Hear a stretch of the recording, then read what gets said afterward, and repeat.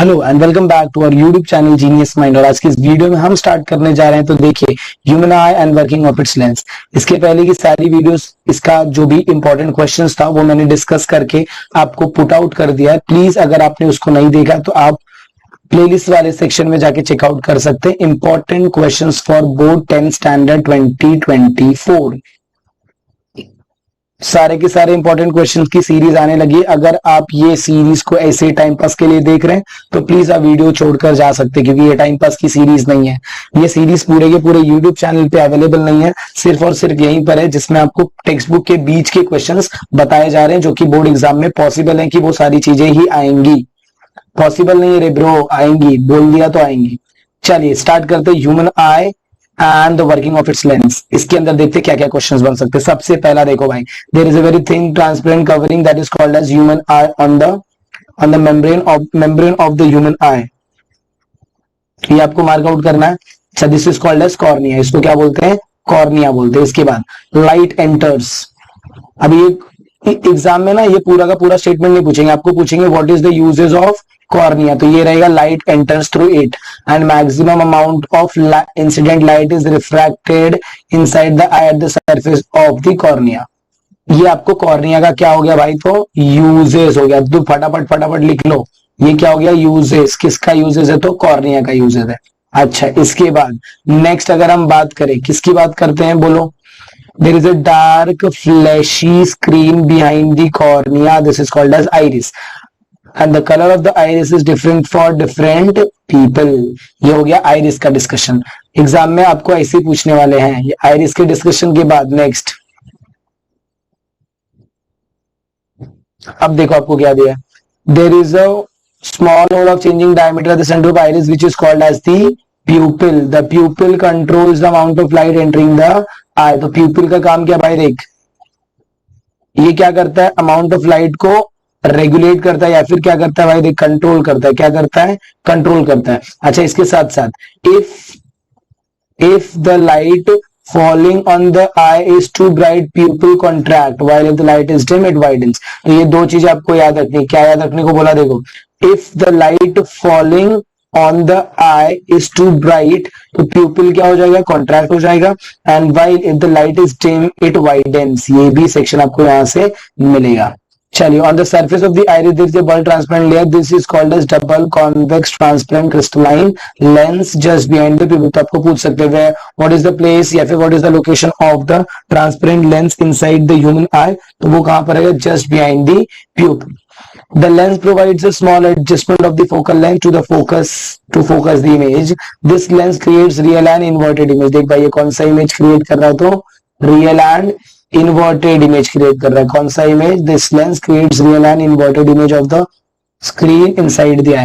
अब अगर real and inverted image है तो इमेज आपको उल्टा दिखना चाहिए, बट इमेज आपको क्या दिखता है? सीधा दिखता है। ये क्यों दिखता है? Because this image is converted. किसके थ्रू? देखो इधर एंडिंग में दिया हुआ, हम बात करते हैं दिस।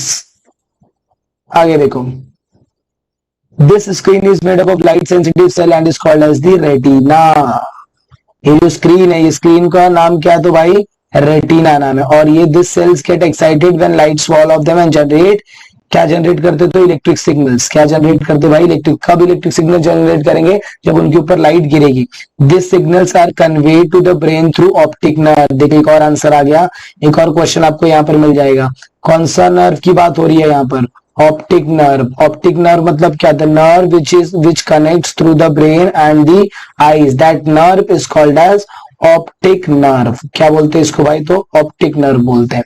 अच्छा, later the brain analyses the signals and converts them in such a way that we perceive the object as they actually are. मतलब सारा का सारा ऑब्जेक्ट आपके माइंड में, जो आईज में जो डायग्राम बनता है, that is real and inverted. Real and inverted मतलब वो कैसा बनता है? उल्टा इमेज ऐसा बनता है। इसको ब्रेन क्या करेगा? प्रोसेस करता है। कौन प्रोसेस कर रहा है? तो भाई ब्रेन प्रोसेस कर रहा है। और जब ब्रेन प्रोसेस करता है तो वो आपका ऑब्जेक्ट कैसा हो जाता है? स्ट्रेट। इसीलिए सारे के सारे ऑब्जेक्ट्स आपको कैसे दिखाई देते? तो स्ट्रेट दिखाई देते। कैसे दिखाई देते? स्ट्रेट दिखाई देते। आई होप आपको इतना पूरा सेक्शन समझ में आया। चलिए मूव ऑन करते हैं नेक्स्ट पार्ट पे।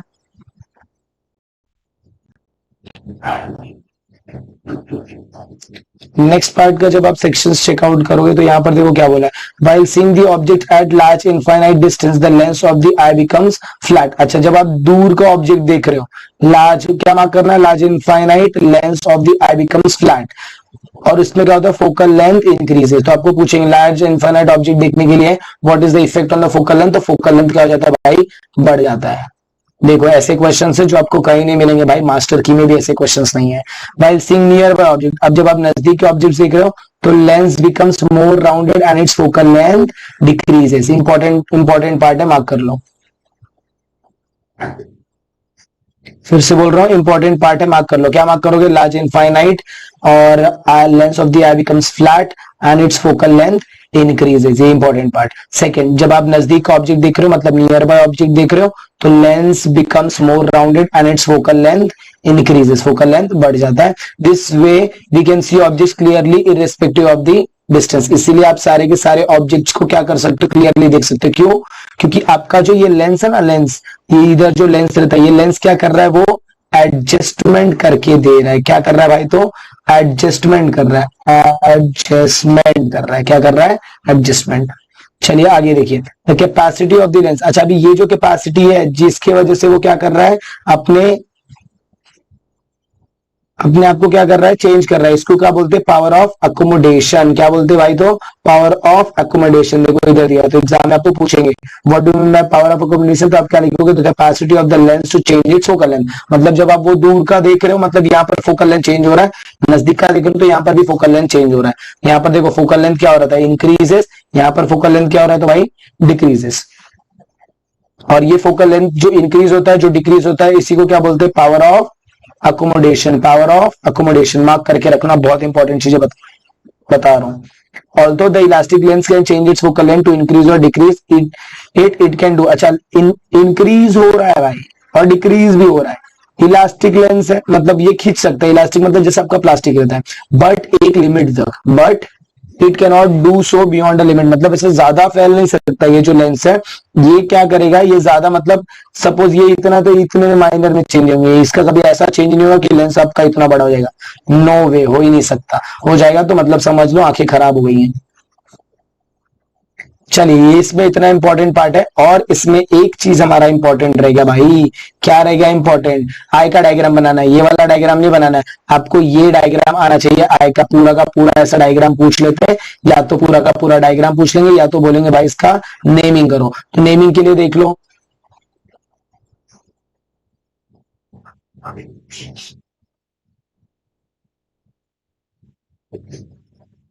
देखो कितनी नेमिंग्स है आपको। अगर एग्जाम में आपको क्या याद रखना है, जब इसका आंसर्स आएंगे तो इस नेमिंग के साथ साथ ये भी। पहला ये क्या, देखो हम स्टार्टिंग से जाते हैं। फर्स्ट, सबसे फर्स्ट क्या होता है भाई, कॉर्निया। फर्स्ट हमारा क्या है, कॉर्निया। उसके बाद हमारा क्या है, प्यूपिल आएगा।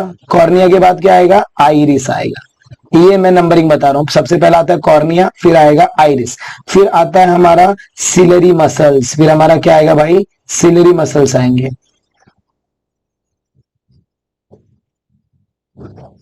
हाँ, क्या आएगा हमारा फिर, सिलरी मसल्स। इसके बाद हमारा क्या आएगा, प्यूपिल। प्यूपिल वो ऐसी जगह है, देखो यहां पर दिख रहा है आपको, ये प्यूपिल, ये छोटू सा प्यूपिल, इसमें से ही आपका लाइट क्या होता है, एंटर होता है, और ये लेंस के थ्रू ये जाके कहां पर गिरता है, तो ये रेटिना स्क्रीन पर। और रेटिना स्क्रीन के जस्ट पीछे कौन, ऑप्टिक नर्व। ये ऑप्टिक नर्व क्या करेगा, ये सारी की सारी चीजों को लेके किधर जाएगा भाई, ब्रेन के पास लेकर जाएगा।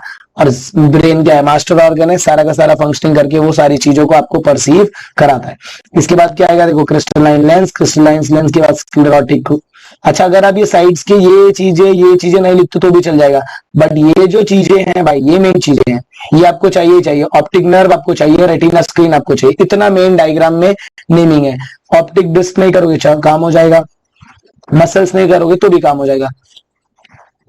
बट आपको क्या क्या बोला, प्यूपिल बोला, आइरिस बोला, सेलरी मसल बोला, क्रिस्टलाइन लेंस बोला, कॉर्निया बोला, और यहाँ पर ऑप्टिक नर्व प्लस रेटिना। इतनी सारी चीजें मेन है। जब आप कोई भी जब भी आपको बोला जाएगा कि ह्यूमन आई का डायग्राम कंस्ट्रक्ट करो, तो चलिए मूव ऑन करते हैं फर्दर। अब यहाँ पर देखो क्या है, दो पोजीशन है, दो पोजीशन। यहाँ पर lens become flat. Lens become flat कब, जब लाइट कहां से आ रहा है, डिस्टेंस ऑब्जेक्ट। डिस्टेंट ऑब्जेक्ट मतलब कहां से आ रहा है भाई, इनफाइनाइट डिस्टेंस से आ रहा है, कहां से आ रहा है, इनफाइनाइट। और यहाँ पर क्या हो जाएगा, लेंस बिकम्स, लेंस क्या हो जा रहा है भाई, राउंड हो जा रहा है। लेंस राउंड कब हो रहा है, जब light coming from near by object, near by object मतलब नजदीक। तो यहाँ पर फोकल लेंथ क्या हो गया, डिक्रीज हो गया। यहाँ पर फोकल लेंथ क्या हो गया, बढ़ गया। और फोकल लेंथ अगर बढ़ जाएगा तो उसके अंदर किसके अंदर चेंज आएगा, तो भाई पावर ऑफ अकोमोडेशन के ऊपर चेंज आएगा। चलिए नेक्स्ट पार्ट चेकआउट करते हैं, ये वाला चेकआउट करेंगे। The minimum distance of an object for a normal eye which is clearly visible without any stress, मतलब ऐसा डिस्टेंस जिसको विदाउट स्ट्रेस देख सकते हो, is called as minimum distance of distinct vision. The position of the object at this distance is called as the near point of the eye. तो आपसे अगर exam में पूछा what is the near point of eye, तो आप क्या लिखोगे, distinct vision. For a normal I the near point is 25 centimetre. Human आई के लिए जो हमारा नियर पॉइंट है वो कितना सेंटीमीटर भाई, तो 25। And the farther distance at human eye, farther distance बोलेंगे तो फादर डिस्टेंस में आपको क्या आएगा, दूर का ऑब्जेक्ट जो आप देख सकते हो वो हमेशा क्या रहेगा, फार पॉइंट ऑफ द आई रहेगा। For normal the far point is at infinity. तो इसमें से दो चीजें पूछेंगे, सबसे पहले आपसे पूछेंगे ये फार पॉइंट कहां पर, तो फार पॉइंट इंफिनिटी पे। और नियर पॉइंट कहां पर है, नियर पॉइंट ऑफ द आई कितना है, तो भाई 25 सेंटीमीटर तक आप नजदीक के ऑब्जेक्ट्स देख सकते हो। आई होप आपको ये पार्ट समझ में आ गया। चलिए मूव ऑन करते हैं नेक्स्ट सेक्शन। जब आप नेक्स्ट सेक्शन में मूव करोगे, डू यू नो देख लो एक बार, इसका डायमीटर कितना है, तो 2.4 सेंटीमीटर। 2.4 सेंटीमीटर जरा स्केल में नापो कितना बड़ा आई लेंस है, कितना बड़ा आई है। Working of the eye lens in human eye is extremely important. The lens can change its focal length to adjacent see object. अच्छा ये देखो, ये एक फिल इन द ब्लैंक्स का sentence. The lens can change its focal length to adjacent see object at different distance. In relaxed the focal length, अच्छा relaxed में focal length कितना होता है, 2 सेंटीमीटर होता है। The other focus of the I is on the retina. तो relax state में कितना रहेगा भाई, रिलैक्स स्टेट में 2 सेंटीमीटर। ये आपको याद रहना चाहिए, मार्क कर लेना टेक्स्ट बुक में अच्छे से, नहीं तो बाद में बोलोगे कि बाहर का क्वेश्चन था, बट ऐसा कुछ नहीं है। चलो ये देखते हैं, हाइपरमेट्रोपिया। यहां से देखो ये इसमें ना ज्यादा ऑब्जेक्टिव नहीं है, इसको तुमको पूरा याद करना है, पूरा का पूरा। इसमें देखो जब तुम ये पार्ट लिख रहे हो, ये पार्ट के साथ साथ ये लिखना है, इसके साथ साथ डायग्राम चिपका दो। कभी कभार आपको क्या करेंगे, डायग्राम बनाने को बोलेंगे और डायग्राम के साथ साथ क्या बोलेंगे भाई, एक एक 2-2 मार्क्स के क्वेश्चन पूछेंगे। अब वो 1-2 मार्क्स के क्वेश्चन कौन से रहेंगे वो मैं आपको बताता हूँ। देखो, this means that far point of the I is not at infinity but shifts closer to the eye। First हो गया। in near sightedness the image of the distant object forms in front of the retina। ये हो गया। there are 2 reasons, तो ये reasons हो जाएंगे जो आपको याद रखने हैं। अच्छा इसके साथ साथ ये हम किसकी बात कर रहे हैं, तो भाई मायोपिया की बात कर रहे हैं। This defect can be corrected using spectacle. अच्छा ये इंपॉर्टेंट क्वेश्चन, कौन सा स्पेक्टाकल यूज करेंगे, तो concave lens of proper focal length. This lens diverges the incident ray and this diverge rays can be converged from retina. यहां से important, the focal length of concave lens is negative, so a lens with negative power is required to correct near sightedness. तो exam में आपको पूछेंगे near sightedness को अगर भाई correct करना है तो कौन से टाइप का लेंस लगेगा, तो नेगेटिव टाइप का लेंस लगेगा। चलो नेक्स्ट देखो क्या क्या बोला मैंने यहाँ पर, कॉनकेव लेंस चाहिए प्रॉपर फोकल लेंथ का, और the focal length of a concave lens is negative, so a lens with negative power is required to correcting the nearsightedness. The power of the lens is different for different eyes depending on the magnitude of their nearsightedness। ये आपको एक एक marks के question पूछ सकते हैं। और diagram based question कैसे पूछेंगे, तो देखो मायोपिक आई है, ये आपको पूछेंगे कि इसका नाम बताओ, तो लिखने का near by objects can be seen clearly. ये अगर इधर नजदीक आपको ऐसा दिख रहा है वैल्यूज, अगर आपको यहाँ पर चीजें दिख रही हैं तो ये कौन सा है, जो मायोपिक है, इसको करेक्ट करने के लिए कौन सा lens, concave lens. Concave lens पहले क्या करेगा, डाइवर्जेंस, फिर क्या करेगा, कन्वर्जेंस, जिसकी वजह से ये प्रॉपरली यहाँ पर गिरेगा। इसको क्या बोलते हैं भाई, नियर साइटेडनेस। नियर साइटेडनेस मतलब क्या, जो नजदीक का देख सकता है और दूर का नहीं देख सकता। चलो नेक्स्ट सेक्शन देखते, फार साइटेडनेस।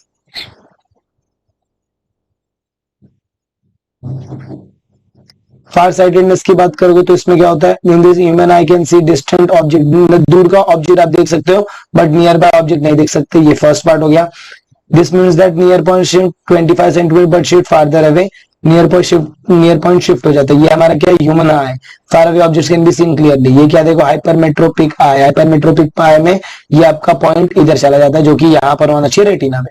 फिर आप क्या यूज करते हो, कॉनकेव लेंस। अच्छा कॉनकेव लेंस क्या होता है, पॉजिटिव होता है, इसीलिए यहाँ पर जो चीजें यूज होंगी वो पॉजिटिव लेंस आपका यूज होगा।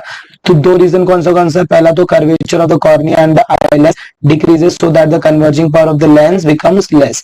और सेकंड क्या है, फ्लैटनिंग ऑफ द आईबॉल। ये आईबॉल जो ये चपटा हो जाता है, क्या हो जाता है, देखो पहले इतना था, ये चपटा हो जाता है तो लेंस आपका बाहर चला जाता है। ये इंपॉर्टेंट पॉइंट्स है, इसमें से मार्क करें। अभी मैंने क्या बोला, देखो this defect can be corrected by using a concave lens with proper focal length. This lens converges the incident ray before it reaches the lens. The lens then converges. अच्छा, the focal length of concave lens is positive. Thus the spectacle used to correct far-sightedness has positive power. कौन सा power भाई, positive power. किसके लिए है ये, तो convex के लिए। और कॉन्वेक्स आप किस में यूज करते हो, तो हाइपरमेट्रोपिया में यूज करते हो। किस में यूज करते हो भाई, हाइपरमेट्रोपिया में। किस में यूज करते हैं, हाइपर मेट्रोपिया में। तो मायोपिया में क्या यूज करते हैं, ये मेरा क्या था, देखो ये मेरा था मायोपिया। मायोपिया में मैं क्या यूज करता हूं, कौन सा लेंस यूज करता हूं, तो मैं कॉनकेव लेंस। अच्छा, ये जो मेरा कॉनकेव लेंस है ये क्या हो जाता है, ये रहता है मेरा नेगेटिव। ये किसमें हो गया, मायोपिया। और हाइपरमेट्रोपिया आपको बताया कॉन्वेक्स, और कॉन्वेक्स आपका क्या रहेगा, पॉजिटिव रहेगा। चलो, आई होप आपको इतना पार्ट समझ में आया। अब इसके बाद हम क्या देखेंगे, प्रेस बायोपिया देखेंगे।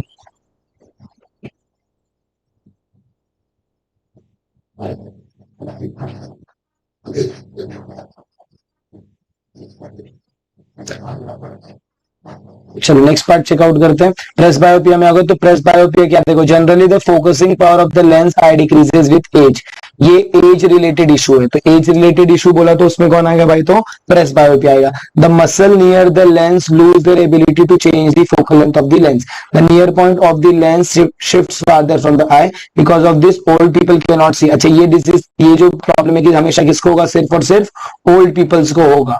नॉर्मल जो हेल्दी ह्यूमन है, जो 18 साल का है या फिर 30-30 इयर्स का, इनको नहीं होगा। ये नॉर्मली किसको होगा, ओल्ड एज, जिसका भी एज 40-45 के ऊपर है वो। Sometimes people suffers from near sightedness as well as far sightedness, जिनको दोनों हो जाता है, नजदीक का भी नहीं दिखता और दूर का भी नहीं दिखता। इन सच ए केस कौन सा लेंस यूज करते, तो बाइफोकल लेंस। ये इंपॉर्टेंट पार्ट है, कौन से टाइप का लेंस यूज करते हैं, किसके लिए, नियर साइटेडनेस और फार साइटेडनेस के केस में बाइफोकल लेंस। अच्छा, ये क्या होता है, lens decreases with the age, muscle power lose their ability to change the focal length of the lens. चलिए, अब ये जो बाइफोकल लेंस है ना, बाइफोकल लेंस, इसमें से the upper part is concave lens and the correct near sightedness, while the lower part is concave। Convex lens क्या correct करता है, तो भाई फार साइटेडनेस। नियर साइटेडनेस बोला तो मतलब मायोपिया, और फार साइटेडनेस बोला तो मतलब हाइपरमेट्रोपिया। क्या आएगा भाई, ये हाइपरमेट्रोपिया। आई होप आपको यहाँ का भी पॉइंट समझ में आ गया। ये सारे पॉइंट्स को मार्क करते जाना, इसमें एक एक मार्क्स के 2-2 मार्क्स के क्वेश्चंस बहुत बनेंगे। चलो अब इसके बाद देख लेते हैं। अब इसके बाद की चीजें आपको डायरेक्टली याद करनी है। एप्रेंट साइज तो कुछ नहीं हो जाएगा, ये क्वेश्चन एक बार चेकआउट कर लेना, ब्रेन पावर का question. Why do we have to bring a small object near the eye in order to see it clearly, if we bring object closer 25 centimetre from the eye, why we can not see, क्योंकि 25 centimetre का near point है। इससे अगर मैं कम करता हूं तो मुझे ऑब्जेक्ट नहीं दिखाई देगा, अगर इससे ज्यादा रहेगा तो ही मुझे ऑब्जेक्ट दिखाई देगा। क्लियर, अगर मैं स्मॉल ऑब्जेक्ट को एकदम नजदीक ला रहा हूं तो कितना ला सकता हूं मैं, 25 सेंटीमीटर से ला सकता हूं, उसके एकदम नजदीक, आंख के नजदीक। अगर समझो 1 सेंटीमीटर या फिर 10 सेंटीमीटर पे ला रहे हो तो भी वो आपको नहीं दिखाई देगा। यूजेस आपको याद होना चाहिए, इसके ऊपर तो कोई दो राय नहीं है। यूजेस, कैमरा, ये टॉर्च हो गया, स्पेक्टाकल, ये सब आपको याद रहना चाहिए। इसमें से 2 मार्क्स के क्वेश्चंस बनते हैं या तो ऑब्जेक्टिव टाइप के क्वेश्चन बनेंगे। चलिए नेक्स्ट अब आप देख लेते हैं यूजेस ऑफ सिंपल। हम इसी वीडियो में ये पूरे सेक्शंस को कंप्लीट करेंगे ताकि एक नया वीडियो ना आए। सिंपल माइक्रोस्कोप आपको पूछेंगे, देख भाई इसमें सिर्फ और सिर्फ आपको डायग्राम याद रखना है, डायग्राम से आपको पूछ सकते हो और 1-2 क्वेश्चंस। देखो, small convex lens with small focal length produce virtual and erect and bigger image. Such a lens is called simple microscope. तो सिंपल माइक्रोस्कोप के ऊपर आपको इतना पार्ट पूछ सकते हैं। अच्छा, वन कितना टाइम, 20 टाइम। कौन यूज करता है वो आपको याद रखना है, कौन यूज करता है। देखो वॉच रिपेयर तो तुम याद कर लोगे, testing precious James and finding there defects, ये दो जगह ये सिंपल माइक्रोस्कोप यूज होता है, तो इसमें इतना ही क्वेश्चन बनेगा। डायग्राम आपको याद रखना है। कंपाउंड माइक्रोस्कोप देखते हैं। कंपाउंड माइक्रोस्कोप में क्या देखो, simple microscope is used to observe small size object but minute. Minute मतलब क्या, स्मॉल मतलब ये सपोज मेरा स्मॉलर, माइन्यूट मतलब ये मेरा माइन्यूट है। अगर मुझे इसको देखना है तो मैं क्या यूज करूंगा, सिंपल माइक्रोस्कोप यूज करूंगा। बट अगर इसको देखना है तो मैं क्या यूज करूंगा भाई, कंपाउंड माइक्रोस्कोप। अब इसका एग्जांपल क्या, सपोज बैक्टीरिया, देखो इधर दिया but minute object like blood cells. आपको एग्जाम में पूछेंगे which type of microscope is used to see blood cells of plants, animals and minute living beings like bacteria cannot be magnified sufficiently by simple microscope। so इनके लिए आप क्या use कर सकते हो भाई, तो इनके लिए आप यूज करते हो compound microscopes are used to study this object। a compound mixture microscope is made up of two convex lens। अच्छा, इसमें कितना convex lens रहता है, दो, objective piece and eyepiece। The objective has small cross section and small focal length, and the eyepiece has bigger cross section and bigger its focal length larger than that of objective। Higher magnification, अब इसमें आप क्या निकाल रहे हो, तो higher magnification निकलता है। क्या निकलता है भाई, higher magnification can be obtained by combined effect of the two lenses। ये आपका इतना पूरा इंपॉर्टेंट पॉइंट हो जाएगा। अगर कंपाउंड माइक्रोस्कोप के ऊपर आपको अगर सपोज ये डायग्राम दिखा है, डायग्राम दिखा के क्वेश्चन पूछ रहा है, तो यही क्वेश्चन पूछेगा और इसके बाहर का कुछ नहीं पूछेगा। आई होप आपको इतना पार्ट समझ में आया। चलिए मूव ऑन करते हैं नेक्स्ट पार्ट पे।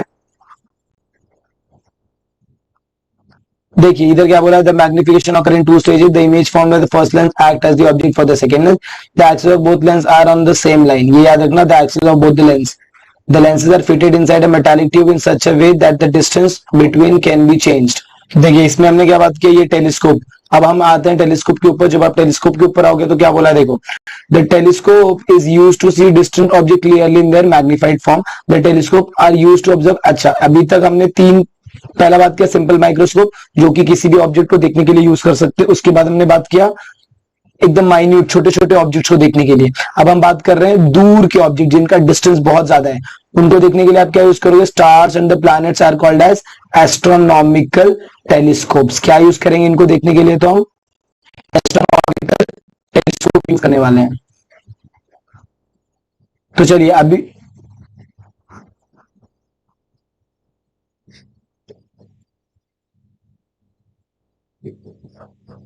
तो देखो इसमें हम क्या यूज करेंगे, telescope is used to see distant object. ये टेलीस्कोप की बात कर रहे थे। Telescopes are used to observe astronomical sources like stars and planets and are called as astronomical telescope. Telescope दो टाइप के होते हैं। पहला आपका कौन सा रहेगा, देखो पहला आपका रहेगा refracting telescope, this uses lenses. और एक रिफ्लेक्टिंग टेलीस्कोप, तो एग्जाम में आपको पूछ सकते हैं कौन सा रिफ्रैक्टिंग टेलीस्कोप है जो लेंस यूज कर रहा है, कौन सा रिफ्लेक्टिंग टेलीस्कोप है जो मिरर और लेंस दोनों को यूज करता है। इसके बाद का डिस्कशन अगर आप देखें तो in both of this the image formed bye इधर ऑब्जेक्टिव। अच्छा, objective lens has larger diameter for and larger focal length because of which maximum, exam में आपको पूछेंगे why the objective lens of the telescope is large in diameter and has larger focal length, ताकि maximum amount of light को वो क्या कर सके, अपने अंदर एब्सॉर्ब कर सके या फिर बोलते ना रिफ्लेक्ट कर सके ज्यादा से ज्यादा लाइट, या फिर एक वर्ड यूज किया इन्होंने कनेक्ट कर सके। तो यहां से एक आपका क्वेश्चन इंपॉर्टेंट बनेगा। चलिए नेक्स्ट फर्दर देखते हैं हम चैप्टर के लास्ट सेक्शंस पे, इसको फटाक से खत्म करते हैं। इसमें अभी ज्यादा कुछ नहीं है। देखो कहां पर यूज होता है, generally same objective different piece, इसमें ज्यादा कुछ नहीं है। ये डायग्राम आपको याद रखना, रिफ्रैक्टिंग टेलीस्कोप का डायग्राम है ये। ऑप्टिकल इंस्ट्रूमेंट, जब आप ऑप्टिकल इंस्ट्रूमेंट की बात करते हो, convex lens are use in various other instruments like camera, projector, spectrograph. ये आपको नाम याद रखना है क्योंकि एग्जाम में आपको पूछ सकते हैं ऑड मैन आउट में। स्पेक्टाकल्स, कॉन्केव लेंस और कहां यूज होता है, स्पेक्टाकल्स में यूज होता है फॉर करेक्टिंग फार साइटेडनेस। बस यहां से इतना ही क्वेश्चन। परसिस्टेंस ऑफ विजन आपको देखना है। इसमें क्या बोला, देखो VC of the persistence of vision का मतलब क्या कि आप किसी भी ऑब्जेक्ट को देख रहे हो, जब आप आंख बंद कर दे तो एक सेकंड के लिए वो आपके दिमाग में रहता है। We see an object because the lens creates the images on the object is in front of us. The image disappears as soon as the object is taken away. However, this is not instantaneous. Instantaneous नहीं है. The image remains imprinted on our retina for 1/16 of the second after the object is removed. मतलब object को अगर side हटा दिया फिर भी वो image आपके माइंड में रहता है. The sensation of retina persists for a while. This is called as persistence of vision. ये आपको चेकआउट करना है, persistence of vision. इसके बाद यहाँ देखो हम लास्ट सेक्शंस पे आगे. Can you tell how do we perceive different colour? तो इसके लिए दो सेल्स होते हैं, लाइट सेंसिटिव सेल्स जिसको आप बोलते हो. लाइट सेंसिटिव सेल्स होते हैं. This cells are shaped like rod and cone. Rod like cell helps to respond intensity of light. तो ज्यादा लाइट कम लाइट उसको कौन सेंस करता है? तो रॉड सेल सेंस करते हैं. और ये हमको क्या देते हैं? ब्राइटनेस और dimness of the object to the brain. ये बताएंगे कि ज्यादा लाइट है कि कम लाइट है, तो वो कौन बताता है? रॉड से. कोनिकल सेल का काम क्या भाई? देख